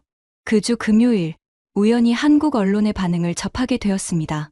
일본 언론과는 완전히 다른 논조였어요. 일본의 과도한 우려, 핵확산 금지 조약 무시하는 발언, 핵추진과 핵무기 혼동하는 일본 언론의 수준. 한국 언론들은 오히려 일본을 비판하고 있었어요. 핵추진 기술과 핵무기 기술은 완전히 다르다며 일본의 우려가 과도하다고 주장했죠. 특히 한 기사가 인상적이었습니다. 한국은 이미 핵무기 개발 능력을 보유하고 있지만 스스로 포기한 역사가 있다. 1970년대 박정희 정부 시절 핵개발을 시작했지만 국제 압력과 자체 판단으로 중단했다. 이는 한국의 평화적 의지를 보여주는 대표적 사례다. 이 내용을 읽고 나니 혼란스러워졌어요. 한국이 이미 핵무기를 만들 수 있었지만 포기했다고요? 그럼 지금 핵잠수함을 가진다고 해서 핵무기를 만들 리는 없다는 뜻 아닌가요? 하지만 그런 생각은 금세 사라졌어요. 야마다가 또 다른 기사를 가져왔거든요. 한국 핵잠, 사실상의 핵무장 1단계. 일본도 대응책 마련해야. 일본 방위성 고위 관계자의 인터뷰였어요. 그는 한국의 핵잠 보유는 동북아 군사 균형을 근본적으로 바꿀 것이라며 일본도 상응하는 대응책을 검토해야 한다고 말했습니다. 저는 그 기사를 읽으며 고개를 끄덕였어요. 맞는 말이라고 생각했거든요. 그날 저녁 집에 돌아가는 길에 문득 생각해봤습니다. 언제부터 한국을 이렇게 경계하게 되었을까요? 불과 일주일 전만 해도 한국은 그냥 이웃나라였는데 지금은 마치 위험한 상대처럼 느껴졌어요. 아파트 엘리베이터에서 한국인 이웃을 마주쳤을 때도 이상한 기분이 들었습니다. 평소라면 자연스럽게 인사했을 텐데 그날은 왜인지 시선을 피하게 되었어요. 이게 정상인가? 스스로에게 물어봤지만 답은 나오지 않았습니다. 다만 한 가지는 확실했어요. 한국에 대한 제 감정이 완전히 바뀌어 있다는 것이었죠. 그날 밤 이재훈 대령에게서 다시 연락이 왔습니다. 다카하시 씨, 혹시 제가 뭔가 잘못한 일이 있나요? 갑자기 연락이 안 되어서요. 그의 목소리에서 당황스러움이 느껴졌어요. 하지만 저는 냉정하게 답했습니다. 아니에요. 단지 지금은 조금 복잡한 상황이라서요. 무슨 일인지 말씀해 주시면. 죄송합니다. 지금은 말씀드리기 어려워요. 전화를 끊고 나서 저는 창밖을 바라봤습니다. 서울 야경이 여전히 아름다웠지만 더 이상 친근하게 느껴지지 않았어요. 어쩌면 이것이 시작이었을지도 모릅니다. 한국을 적으로 여기기 시작한 순간 말이에요.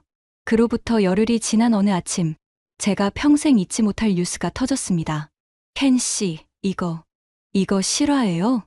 야마다가 얼굴이 새하얗게 질린 채로 달려왔어요. 손에 든 태블릿이 미세하게 떨리고 있었죠. 한국 핵잠수함 설계도 3년 전부터 완성. 미국과 사전협의 끝에 제작. 처음엔 이해가 안 되었어요. 핵잠수함 승인을 받은 게 아니라 이미 설계까지 끝내놓고 있었다는 뜻인가요? 기사를 자세히 읽어보니 더욱 충격적이었습니다. 한국의 도산한창 5급 잠수함이 처음부터 핵추진 시스템을 염두에 두고 설계되었다는 내용이었어요. 선체 구조, 원자로실 공간, 냉각 시스템까지 모든 게 핵잠수함 사양으로 준비되어 있었다고 했죠. 이게 무슨 소리예요? 저는 무의식적으로 중얼거렸습니다. 그럼 한국은 3년 전부터 이 모든 걸 계획하고 있었다는 뜻인가요? 더 놀라운 건 그 다음 기사였어요. 미 해군, 한국 핵잠 설계 검토에 2년간 참여. 기술적 완성도 높아. 미국이 단순히 승인만 해준 게 아니었어요. 아예 처음부터 함께 개발에 참여했던 거죠. 한국의 핵잠수함 프로젝트에 미국 해군의 핵추진 전문가들이 자문으로 들어가 있었다는 거예요. 저는 그 순간 뭔가 배신당한 기분이 들었습니다. 우리는 뭐였던 거죠? 야마다가 허탈한 목소리로 물었어요. 저도 같은 생각이었어요. 일본은 지난 5년간 미국과의 관계 강화를 위해 얼마나 많은 노력을 했나요? 방위비 증액, 미군 기지 확장, 첨단 무기 도입. 트럼프 대통령이 요구하는 건 뭐든지 들어줬어요. 특히 2019년 체결된 일미 방위 기술 협력 협정에는 무려 800조 원이 투입되었죠. 한국의 국방 예산 10년치에 해당하는 금액이었어요. 그 돈으로 미국산 F-35 전투기를 105대나 구매했고 이지스 시스템도 대폭 업그레이드했습니다. 그런데 한국은 얼마를 썼을까요? 야마다가 계산기를 두드리며 중얼거렸어요. 한국의 핵잠수함 개발비는 약 15조 원으로 추정되었어요. 일본이 미국에 지불한 돈의 20분의 1도 안 되는 금액이었죠. 이게 말이 되나요? 저는 주먹을 불끈 쥐었습니다. 감정을 억제하려 했지만 쉽지 않았어요. 그날 오후 더욱 가슴 아픈 소식이 들려왔습니다. 트럼프 대통령이 기자회견에서 한 발언이었어요. 한국은 우리의 혈맹입니다. 70년간 함께 피를 흘린 진정한 파트너죠. 혈맹이라는 단어가 가슴에 박혔어요. 그럼 일본은 뭔가요? 75년간 동맹 관계를 유지해온 일본은 혈맹이 아니란 말인가요? 기자가 일본과의 관계는 어떻게 평가하시나요? 라고 묻자 트럼프는 이렇게 답했어요. 일본은 중요한 경제 파트너입니다. 우리에게 많은 투자를 해주고 있죠. 경제 파트너라는 표현이 모든 걸 설명해주는 것 같았어요. 한국은 혈맹이고 일본은 경제 파트너. 같은 동맹국인데 이렇게 다르게 취급받는다는 게 믿기지 않았어요. 그날 저녁 스기모토 참사관님이 사무실 전체를 둘러보며 말씀하셨어요. 여러분, 솔직히 말씀드리겠습니다. 이번 일은 우리 외교의 근본적 한계를 보여주는 사건입니다. 참사관님의 목소리에는 깊은 피로감이 묻어나 있었어요. 우리는 돈으로 관계를 유지하려 했지만 한국은 신뢰로 관계를 구축했습니다. 그 말을 듣는 순간 저는 무너지는 기분이었어요. 지난 15년간 외교관으로서 믿어왔던 모든 것들이 한순간에 무의미해졌거든요. 집으로 돌아가는 지하철에서 저는 한국 뉴스를 다시 찾아봤어요. 한국 언론의 반응은 의외로 담담했어요. 핵잠 기술 협력, 한미 신뢰의 결실, 평화적 핵 이용의 새로운 모델 제시. 한국은 이미 이런 결과를 예상하고 있었던 것 같았어요. 마치 모든 게 계획대로 진행되고 있다는 듯한 분위기였죠. 반면 일본 언론은 여전히 혼란스러워했어요. 일미 동맹 70년, 그러나 한미는 혈맹, 경제협력으론 한계, 새로운 접근 필요. 그날 밤 아파트 베란다에서 서울 야경을 바라보며 저는 깊은 생각에 빠졌어요. 내가 여기서 뭘 하고 있는 거지? 2년간 한국에서 근무하면서 저는 정말 무엇을 이루었을까요? 형식적인 회의와 보고서 작성, 그리고 일본의 입장을 전달하는 일뿐이었어요. 그런데 한국은 그 시간 동안 미국과 함께 미래를 설계하고 있었던 거죠. 조용히, 그러나 확실하게요. 문득 이재훈 대령과의 마지막 통화가 떠올랐어요. 그때 그가 말하려던 건 혹시 이런 내용이었을까요? 자신들이 추진하고 있던 프로젝트에 대해 미리 알려주려 했던 건 아닐까요? 하지만 저는 그 기회를 스스로 차버렸어요. 편견과 경계심 때문에요. 그 순간 깨달았습니다. 진짜 문제는 한국이 핵잠수함을 갖게 된 게 아니었어요. 우리가 한국을 제대로 이해하지 못했다는 것, 그리고 미국과의 관계를 잘못 해석하고 있었다는 게 진짜 문제였죠. 창밖 서울의 불빛들이 점점 흐려져 보였어요. 눈물 때문인지 아니면 절망 때문인지 알 수 없었지만요. 우리는 정말 아무것도 몰랐구나. 그날 밤 저는 처음으로 인정했어요. 한국에 대한 우리의 인식이 얼마나 잘못되어 있었는지를요. 핵잠 뉴스가 터진 지 3주가 지난 어느 날 예상치 못한 요청이 들어왔습니다. 켄 씨, 내일 용산 미군기지에서 열리는 한미 안보 전략회의에 참석해주세요. 스기모토 참사관님이 급하게 말씀하셨어요. 관찰자 자격으로 일본 측 입장을 정리해서 보고하라는 지시였죠. 솔직히 내키지 않았어요. 한국 측과 대면하는 게 부담스러웠거든요. 하지만 거절할 수 있는 상황도 아니었죠. 다음 날 오후 용산 미군기지 회의실에 들어섰을 때 분위기는 생각보다 무거웠어요. 미군 관계자들, 한국 국방부 인사들, 그리고 저 혼자만 일본 측 참석자였죠. 회의가 시작되고 30분쯤 지났을 때 이재훈 대령이 자리에서 일어났습니다. 3주 전 제가 피했던 바로 그 사람이었어요. 핵잠수함 도입에 대한 우리의 입장을 명확히 말씀드리겠습니다. 이 대령의 목소리는 평소보다 더 진지했어요. 많은 분들이 우려하시는 걸 압니다. 핵 확산 문제, 군비 경쟁 우려, 그리고 지역 균형 변화에 대한 걱정들 말이죠. 그가 프레젠테이션 화면을 가리켰어요. 동북아 지도가 나타났죠. 하지만 우리는 무기를 만드는 게 아니라 균형을 지키는 겁니다. 그 순간 저는 가슴이 뛰는 걸 느꼈어요. 무기가 아니라 균형이라고요? 중국의 핵잠수함은 현재 12척, 2030년까지 20척으로 늘어날 예정입니다. 북한도 핵 능력을 갖춘 잠수함 개발을 지속하고 있죠. 화면에 구체적인 숫자들이 나타났어요. 중국 영구사형 핵잠수함의 배치 현황, 북한 잠수함의 활동 패턴. 저는 이런 자료를 본 적이 없었어요. 우리가 핵잠수함을 원하는 이유는 단순합니다. 이 바다를 지키기 위해서예요. 이대령이 동해와 서해를 가리켰어요. 일본 열도와 한반도, 그리고 대만까지 이어지는 이 바다의 안정이 무너지면 모든 나라가 피해를 입습니다. 우리는 그걸 막으려는 거예요. 그때 미군 측에서 발언권을 요청했어요. 최 다니엘이라는 한국계 미국인 연락관이었죠. 한국의 핵잠수함 프로그램에 대한 미국의 입장을 설명드리겠습니다. 다니엘의 목소리는 차분했지만 확신에 차 있었어요. 일본은 화해의 동맹이지만 한국은 혈맹입니다. 그 말을 듣는 순간 가슴이 철렁했어요. 직접적이고 명확한 구분이었거든요. 70년간 함께 전쟁을 치르고 같은 참호에서 생활했던 관계는 다릅니다. 한국과는 단순한 이익이 아닌 생존을 함께해온 역사가 있어요. 저는 그 순간 뭔가 놓쳤다는 걸 깨달았어요. 우리가 생각하는 동맹과 미국이 생각하는 혈맹 사이에는 근본적인 차이가 있었던 거죠. 이대령이 다시 발언했어요. 우린 전쟁을 위해 만드는 게 아니라 지키기 위해 만드는 거예요. 그리고는 놀라운 내용을 공개했죠. 핵잠수함 3척 중 한 척은 일본 근해 경비에도 투입될 예정입니다.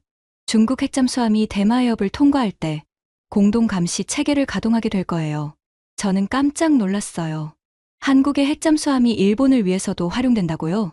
울산 K조선소에서 온 김소희 엔지니어가 기술적 설명을 이어갔어요. 우리 핵잠수함은 공격용이 아닌 전략 감시용으로 설계되었습니다. 대륙간 탄도미사일 탑재는 불가능하고 주로 해상 정찰과 해로 보호에 특화되어 있어요. 그녀의 설명을 들으며 저는 혼란스러워졌어요. 지난 3주간 일본 언론에서 떠들던 한국의 핵무장 야욕은 완전히 틀린 해석이었던 거죠. 회의가 끝나갈 무렵 이대령이 마지막으로 말했어요. 핵잠은 우리만을 위한 것이 아닙니다. 동북아 전체의 안정, 그리고 일본과의 공존을 위한 장기적 대비입니다. 그 순간 저는 완전히 멍해졌어요. 이건 군사적 도발이 아니라 외교적 책임의 표현이었던 거죠. 회의가 끝나고 나오는 길에 이대령이 저에게 다가왔어요. 다카하시 씨, 그동안 연락이 안 되어서 궁금했어요. 그의 표정에는 원망보다는 걱정이 보였어요. 죄송합니다. 상황이 복잡해서. 이해해요. 하지만 우리는 여전히 파트너예요. 앞으로도 함께 일할 기회가 많을 거라고 생각해요. 그 말을 들으며 저는 부끄러워졌어요. 제가 편견으로 거리를 두고 있을 때 그는 여전히 협력에 손을 내밀고 있었던 거죠. 대사관으로 돌아가는 차 안에서 저는 계속 생각했어요. 우리는 진심을 못 봤던 걸까? 한국의 핵잠수함은 위협이 아니라 보호였고 도발이 아니라 책임이었어요. 그리고 그 책임 안에는 일본의 안전도 포함되어 있었죠. 어쩌면 우리가 잃어버린 건 미국의 신뢰가 아니라 진실을 보는 눈이었을지도 모릅니다. 한미 안보회의가 끝난 지 일주일 후 뜻밖의 기회가 찾아왔습니다. 켄 씨, 울산 조선소 시찰 허가가 나왔어요. 스기모토 참사관님이 서류를 건네주시며 말씀하셨어요. 한국 정부에서 투명성 제고 차원에서 외교관들에게 핵잠수함 건조 현장을 공개한다는 내용이었죠. 정말 보여주는 건가요? 제한적이긴 하지만 실제 작업 현장을 볼 수 있을 거예요. 솔직히 의외였어요. 핵잠수함 같은 민감한 프로젝트를 외국 외교관에게 공개한다는 게 믿어지지 않았거든요. 다음 날 아침 일찍 저는 KTX를 타고 울산으로 향했습니다. 2시간 30분 동안 창밖 풍경을 바라보며 복잡한 생각에 빠져 있었어요. 과연 현장에서 무엇을 보게 될까요? 울산역에 도착하니 한국 국방부 관계자가 마중 나와 있었어요. 그리고 놀랍게도 김소희 엔지니어도 함께 있었죠. 지난주 회의에서 봤던 그 30대 여성이었어요. 안녕하세요, 다카하시 씨. 오늘 안내를 맡게 된 김소희입니다. 그녀의 인사는 자연스러웠지만 저는 여전히 어색했어요. 조선소에 도착했을 때 첫 인상은 압도적이었습니다. 거대한 크레인들이 하늘을 찌를 듯 솟아 있었고 곳곳에서 쇳소리와 용접 불꽃이 터져 나왔어요. 그야말로 산업의 심장부 같은 느낌이었죠. 여기서 도산한 창호급부터 차세대 핵잠수함까지 모두 건조됩니다. 김소희 씨가 설명하며 앞장서서 걸었어요. 안전모를 쓰고 따라가는데 주변 소음이 어마어마했어요. 첫 번째로 들어간 곳은 설계실이었습니다. 수십 명의 엔지니어들이 컴퓨터 앞에 앉아 3D 모델링 작업을 하고 있었어요. 핵잠수함 설계는 3년 전부터 시작되었지만 기초 연구는 10년 전부터 해왔어요. 김소희 씨의 설명에 저는 깜짝 놀랐어요. 10년이라고요? 그럼 이미 오래전부터 준비하고 있었다는 뜻인가요? 네, 맞아요. 다만 정치적 결정과 기술적 준비는 별개예요. 우리는 언제든 필요할 때를 대비해서 연구를 계속해왔죠. 그 말을 들으며 저는 한국에 대한 인식이 또 한 번 바뀌는 걸 느꼈어요. 즉흥적인 정책이 아니라 치밀한 장기 계획이었던 거죠. 다음은 실제 건조 현장이었어요. 거대한 선체 내부로 들어가니 수백 명의 작업자들이 땀을 흘리며 일하고 있었습니다. 저기 보이는 구역이 원자로실이 들어갈 자리예요. 김소희 씨가 가리킨 곳에는 특수 강제로 만든 격벽들이 설치되어 있었어요. 일반 잠수함과는 확연히 다른 구조였죠. 그때 한 젊은 작업자가 다가왔어요. 얼굴에 땀이 범벅이 되어 있었지만 눈빛만큼은 진지했어요. 안녕하세요. 용접팀 박민수라고 합니다. 그는 20대 후반 정도로 보였어요. 손에는 여전히 용접기를 들고 있었죠. 이 일을 언제부터 하셨어요? 제가 물어보자 그가 헬멧을 벗으며 답했어요. 2년 됐어요. 대학에서 조선공학 전공하고 여기 들어왔죠. 힘들지 않나요? 힘들죠. 하지만 지키고 싶어서 만드는 거거든요. 그 순간 저는 말문이 막혔어요. 지키고 싶어서 만든다고요? 뭘 지키고 싶으신데요? 우리 바다요. 그리고 우리가 사는 이 땅이요. 박민수 씨의 대답은 단순했지만 진심이 느껴졌어요. 복잡한 정치적 논리나 전략적 계산이 아닌 그냥 순수한 마음이었죠. 다음으로 이동한 곳은 품질관리실이었어요. 여기서는 핵잠수함에 들어가는 모든 부품의 안전성을 검사하고 있었습니다. 핵잠수함은 일반 잠수함보다 10배 이상 까다로운 기준을 적용해요. 김소희 씨가 검사 장비들을 보여주며 설명했어요. 혹시 실수라도 있으면. 그래서 모든 부품을 3번씩 검사해요. 안전이 최우선이거든요. 그녀의 말에서 무게감이 느껴졌어요. 이들에게 핵잠수함은 단순한 무기가 아니라 엄청난 책임의 상징이었던 거죠. 마지막으로 들른 곳은 교육시설이었습니다. 미래의 핵잠수함 승조원들이 훈련받는 곳이었어요. 우리 해군 장병들이 6개월간 여기서 교육받아요. 시설 내부는 마치 실제 잠수함 같았어요. 좁은 복도, 복잡한 계기판, 그리고 긴장감이 감도는 분위기까지요. 한 교관이 설명해 주었어요. 핵잠수함 운용에는 일반 잠수함보다 3배 많은 전문 인력이 필요해요. 그래서 교육도 훨씬 까다롭죠. 그때 문득 깨달았어요. 한국이 핵잠수함을 갖는다는 건 단순히 무기 하나를 추가하는 게 아니었어요. 수천 명의 전문 인력, 수십 년간의 기술 축적, 그리고 엄청난 책임감이 모두 포함된 일이었던 거죠. 시차를 마치고 나오는 길에 김소희 씨가 물어봤어요. 어떠셨어요? 생각하신 것과 다르셨나요? 저는 잠시 망설이다가 솔직하게 답했어요. 전혀 달랐어요. 저는 이게 군수시설인 줄 알았는데 사람들의 인생 현장이더군요. 그녀가 미소를 지으며 말했어요. 맞아요. 여기 있는 모든 사람들이 자신의 인생을 걸고 일하고 있어요. 단순히 먹고 살기 위해서가 아니라 정말 필요하다고 믿기 때문이죠. 돌아가는 KTX 안에서 저는 창밖을 바라보며 생각했어요. 우리 일본은 전략을 논했지만 한국은 삶을 걸고 있었던 거죠. 그날 저는 처음으로 한국을 상대국이 아닌 이웃으로 느꼈습니다. 그리고 그들의 진심을 조금이나마 이해할 수 있었어요. 이게 한국이구나. 기차가 서울역에 도착할 때까지 저는 계속 그 생각을 했어요. 울산에서 돌아온 지 3일 후, 저는 도쿄 본부에서 요청한 최종 보고서를 작성하기 시작했습니다. 컴퓨터 화면을 바라보며 한참을 고민했어요. 어디서부터 시작해야 할까요? 지난 한 달간의 변화를 어떻게 정리할 수 있을까요? 처음 작성했던 보고서 초안을 다시 열어봤습니다. 한 달 전에 제가 쓴 글이었죠. 한국의 핵잠수함 보유는 동북아 군사 균형에 심각한 위협이 될 것으로 판단됩니다. 일본의 안보 이익에 직접적인 영향을 미칠 가능성이 높으며 더 이상 읽을 수 없었어요. 그때의 저는 얼마나 편협했던 걸까요? 저는 기존 파일을 삭제하고 새로운 문서를 열었습니다. 그리고 이렇게 시작했어요. 한국 핵잠수함 프로젝트에 대한 재평가 보고서.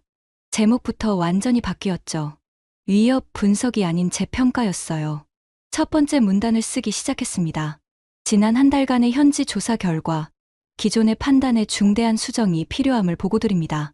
한국의 핵잠수함 프로젝트는 단순한 군사력 증강이 아닌 지역 안보의 책임 분담이라는 관점에서 접근해야 할 것으로 판단됩니다. 손가락이 키보드 위에서 잠시 멈췄어요. 이런 내용을 본부에 보내도 될까요? 하지만 이것이 제가 본 진실이었어요. 계속 써 내려갔습니다. 한국은 3년간의 미국과의 협의 과정에서 핵확산 금지 조약의 모든 규정을 준수하며 투명성을 유지했습니다.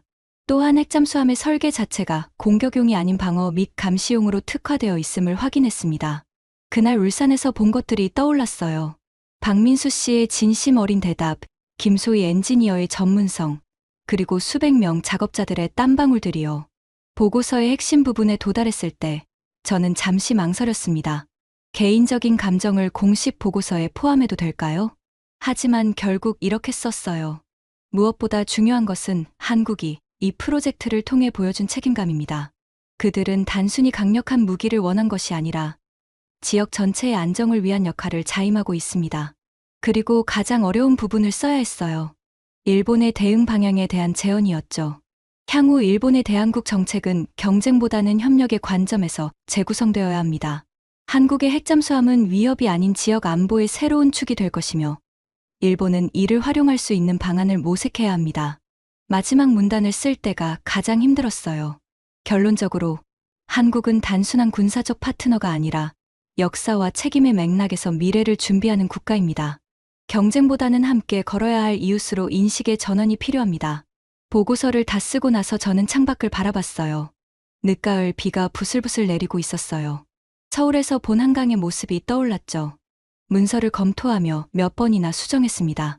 너무 감정적이지는 않은지, 객관성을 잃지는 않았는지 확인했어요. 하지만 핵심 메시지는 바꾸지 않았습니다. 그날 오후 스기모토 참사관님이 제 자리로 오셨어요.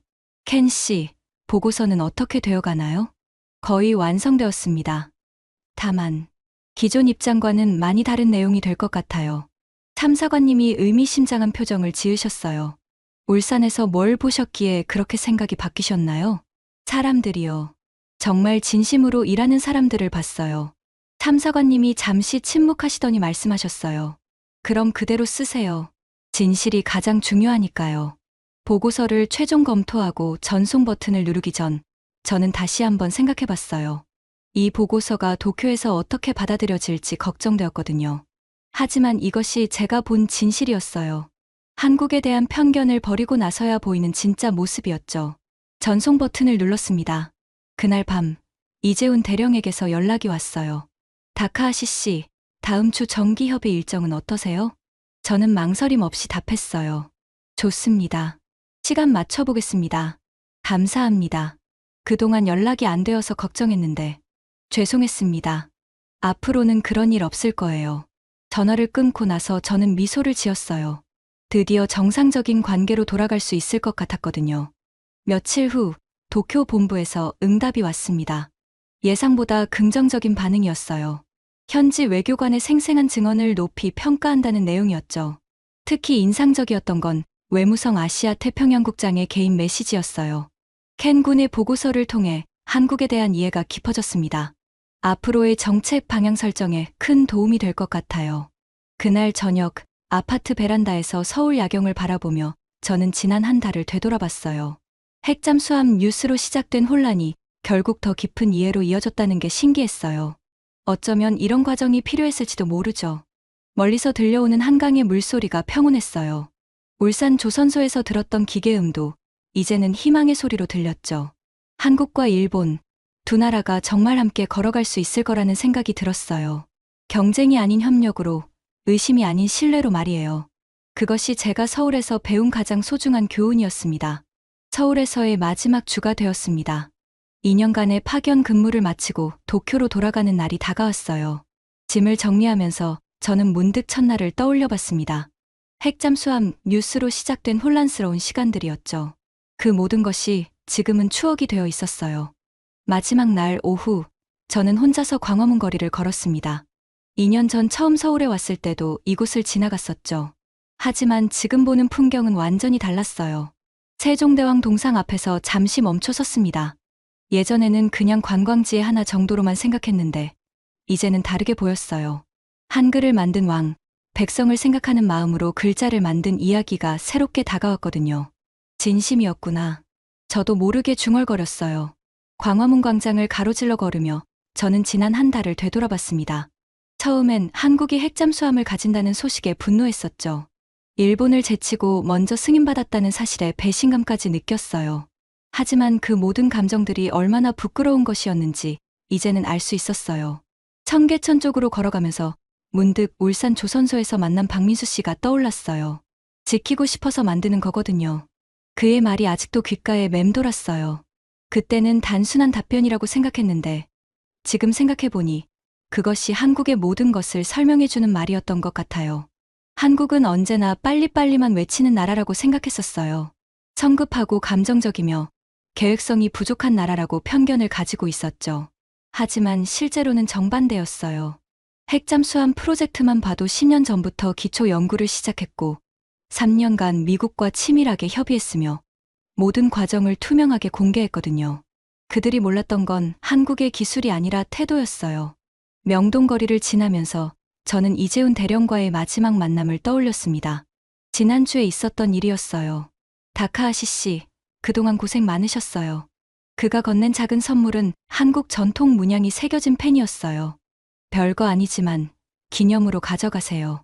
그때 저는 부끄러워서 얼굴을 들 수 없었어요. 한 달 동안 그를 피했던 제 자신이 너무 초라했거든요. 죄송했습니다. 제가 너무 편견을 가지고 있었어요. 괜찮아요.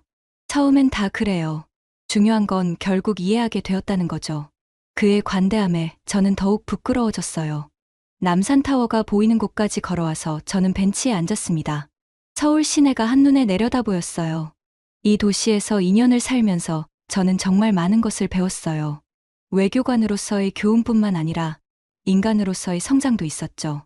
가장 큰 깨달음은 진심의 힘이었어요. 한국 사람들은 완벽하지 않았어요. 때로는 감정적이었고, 때로는 성급했죠. 하지만 그들에게는 진심이 있었어요. 자신들이 하는 일에 대한 진심, 지키고 싶은 것에 대한 진심이 있었던 거예요. 핵잠수함도 마찬가지였어요. 그들은 단순히 강력한 무기를 원한 게 아니라 정말로 지역의 평화를 지키고 싶었던 거죠. 그 진심이 미국을 움직였고 결국 승인을 이끌어낸 거예요. 반면 일본은 어땠나요? 돈으로, 계산으로, 정치적 거래로 관계를 만들려고 했죠. 물론 그것도 필요한 일이지만 진심 없는 관계는 한계가 있다는 걸 깨달았어요. 해가 지기 시작했습니다. 서울의 석양은 언제나 아름다웠어요. 내일이면 인천공항에서 도쿄행 비행기를 타게 될 거예요. 하지만 제 마음 한구석에는 한국이 영원히 남아있을 것 같았어요. 김소희 엔지니어가 마지막에 해준 말이 떠올랐어요. 다카하시 씨가 우리를 이해해 주셔서 감사해요. 앞으로도 좋은 이웃이 되었으면 해요. 좋은 이웃. 그것이 한국과 일본이 가져야 할 관계였어요. 경쟁자가 아닌 동반자, 적이 아닌 친구로 말이에요. 집으로 돌아가는 지하철에서 저는 스마트폰으로 마지막 메모를 작성했어요. 한국은 완벽하지 않지만 진심이 살아있는 나라다. 그들의 힘은 기술이나 경제력이 아니라 바로 그 진심에서 나온다. 그것이 제가 서울에서 배운 가장 소중한 교훈이었습니다. 다음 날 아침, 인천공항으로 가는 버스에서 저는 창밖 풍경을 바라봤어요. 한강이 흘러가고 고층 빌딩들이 아침 햇살에 반짝이고 있었죠. 이 나라와 이 사람들에게 고마웠어요. 편견을 깨뜨리고 진실을 보게 해준 것에 대해서요. 비행기가 이륙하면서 서울이 점점 작아져 갔어요. 하지만 제 마음속에서 한국은 오히려 더 커져만 갔죠. 언젠가 다시 이곳에 올 수 있기를 바라며 저는 조용히 눈을 감았습니다. 한국의 진심을 가슴에 품고서 말이에요.